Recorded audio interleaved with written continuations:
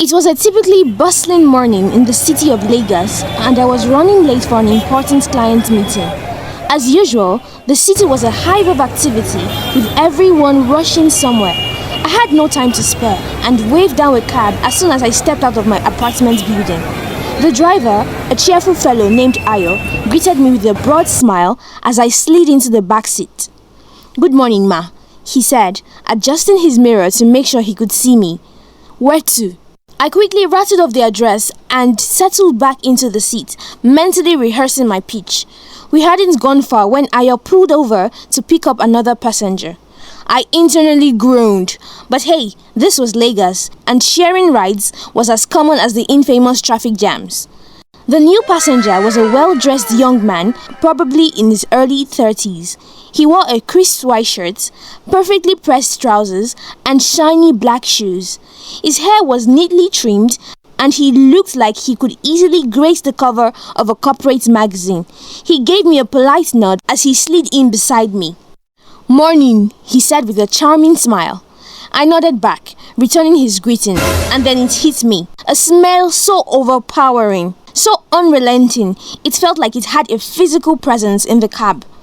At first, I thought we had driven past a particularly ripe dumpster, but the smell didn't dissipate. It seemed to be getting stronger, wrapping itself around me like an invisible fog. I glanced at Ayo in the rearview mirror, and he caught my eye, his expression one of mild horror mixed with resignation. The source of the odor became glaringly apparent. It was Mr. Corporate Magazine.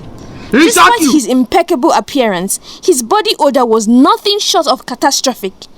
It was the kind of smell that made you question the very fabric of reality. A scent so powerful, it could knock out a small animal at 50 paces. Wetin be this? Wetin be this? Jesus. Blood of... Which kind wahala be this early Monday morning? I thought to myself as I felt my spirit almost leaving my body. I didn't think I was going to survive this.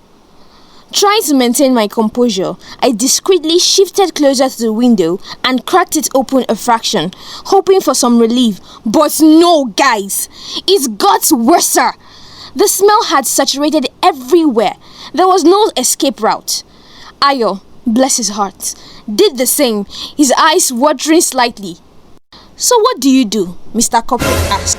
Oh, Mumu, not too much. Completely oblivious to the olfactory assault he was launching on us. I'm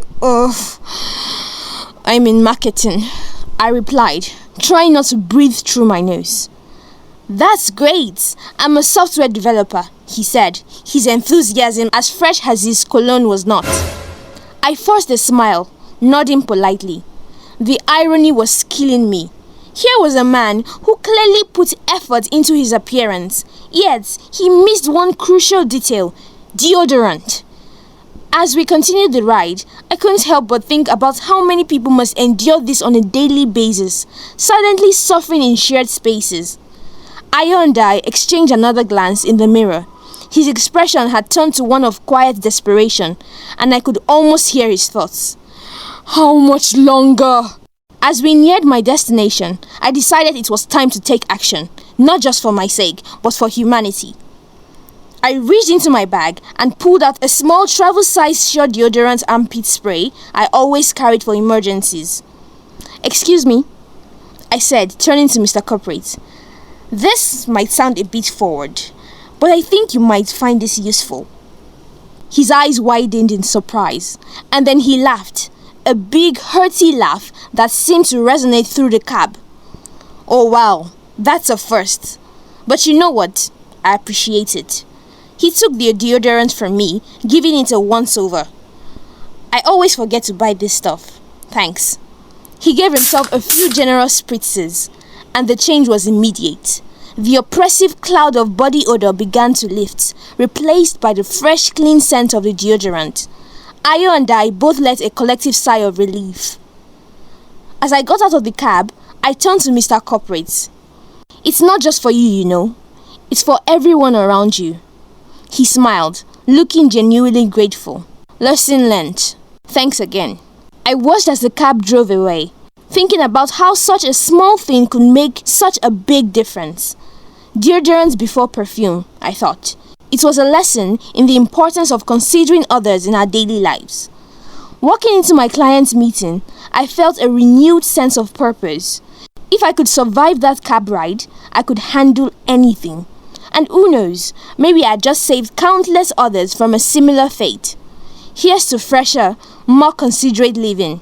Abeg, no dey cause traffic for Naija, Mr. Expensive Cologne, with the exception of roll-on or armpit spray. Consider roll-on or antiperspirant before thinking of Kismet, Latafa, Yara Crystal, Cocktail, Mosuf, and any other expensive perfume. Abeg o.